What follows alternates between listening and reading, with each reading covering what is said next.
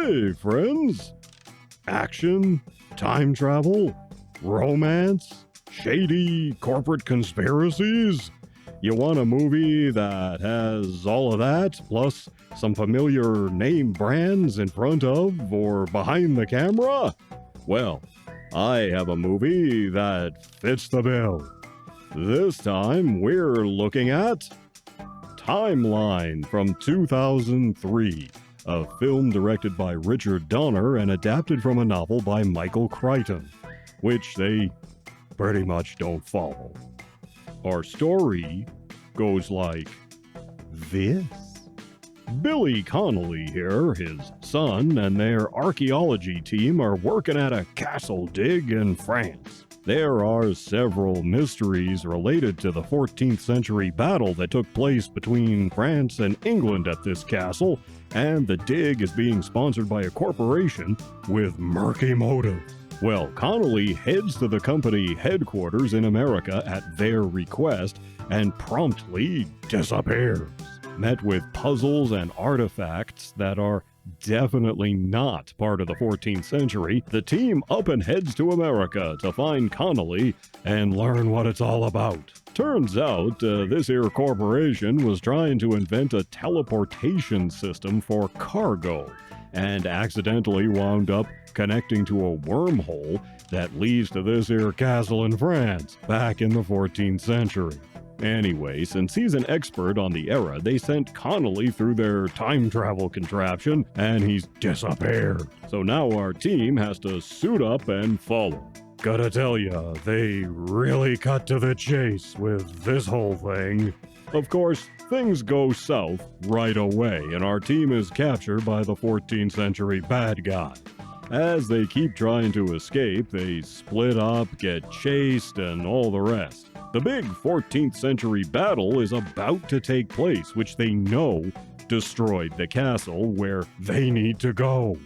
Adding to their predicament, they only have a limited amount of time to find Connolly and rescue him, and if they miss the deadline, the scientists won't be able to bring them back. Will our heroes find the missing Connolly?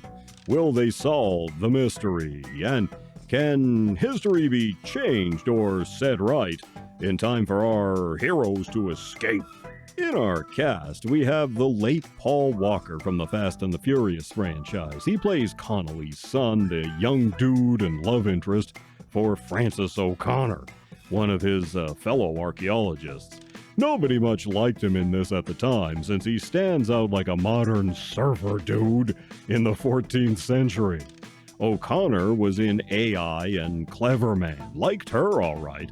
We have Matt Craven. He was in Crimson Tide and a ton of other stuff. Very familiar face. He plays a scientist here. Neil McDonough plays a corporate security guy who goes on the mission. You may recall him from Arrow or Legends of Tomorrow. His character is kind of a stock soldier type, and unfortunately, they never really do much with him. Good guy, bad guy, the way this was written, you never really can tell. Davis Thewis plays the corporate scientist boss guy. I mean, I guess he's a scientist. I don't know, he acts like one anyway. He's sort of the villain of the present day, and Michael Sheen plays the baddie in the 14th century. Billy Connolly is Paul Walker's dad and the head of the archaeology dig, who the corporation sends back in time. And then we have Gerard Butler. He pretty much owns this movie. Really liked him in this. And it would have been nice if there was more focus on his character. So this movie had a lot of problems, and not just with the story. Richard Donner had to recut this picture 3 times at the behest of the studio. Then the score by Jerry Goldsmith had to be redone, but Goldsmith was already working on something else and was fallen ill. He'd pass away not too long after, sadly. So another composer had to be brought in. And then there was the author of the original source material, Michael Chrichton.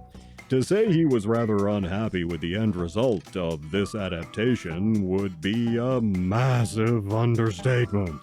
He was livid. The book has far more nuance and far more going on in it than we see here. The movie is far more focused on action, and a lot of the detail in the book about the technology and the corporation and all that was cut out wholesale. There are a lot of questions left on the table here, like what to do about the so-called transcription errors the long-serving time travelers eventually fall victim to using this technology. And why is the wormhole anchored in this one particular place and time in the 14th century? That's one of the things the scientists don't understand in the movie, and we never really find out. And is time travel relative here? If you leave the present on a Wednesday, is it a Wednesday in the 14th century? Does time in both places move at the same rate? Don't know. The way these untrained archaeologists are just sent through time willy-nilly, and all the mystery boxes and a time limit countdown thing would make you think Jar Jar Abrams made this. But no. Fortunately, we had Richard Donner, so the picture is much more competently directed. But because of all the recuts, there are overly condensed scenes, rushed scenes, continuity errors, and stuff like that. But even so, in spite of everything wrong with Timeline, you gotta admit, this movie has an edge. They aren't shy about killing people off. It's actually surprising, and for an action movie, it has this unusual and serious tone overlaying everything, even ridiculous or contrived plot elements. And it moves. It's not boring anyway. Somehow it all kind of works in spite of itself, and you want to find out how things wind up in the end. While the whole setup is on shaky ground, the medieval combat stuff, especially at night, looks great and fairly realistic, if not spectacular. They made a point of avoiding CGI for this. The picture doesn't waste time or hang around, and it has some cool moments. It tries to look bigger than it is, and Donner is doing his very best to keep all the plates in the air and spinning. Butler is great. He pretty much makes this movie, and I liked Billy Connolly's character too, what little we see of him. Even Sheen is good here, albeit as a stock villain without too much to do. Timeline is flawed, no doubt about it, but it does have its good points, so I'm giving Timeline 2.25 paws. Flaws and all, I think it's worth a watch. You take care of yourselves, and I'll see you in the next one.